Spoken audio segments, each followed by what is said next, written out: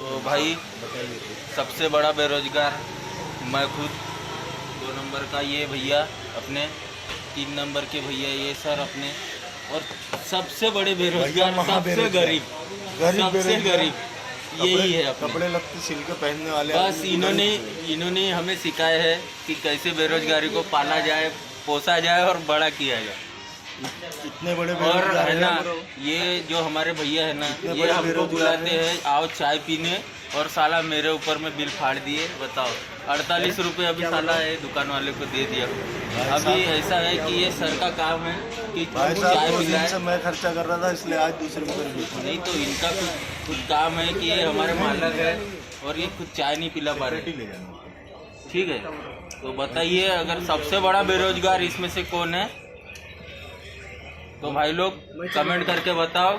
ये बड़ा बेरोजगार है, ये है कि ये साहब है, थोड़ा बताना प्लीज।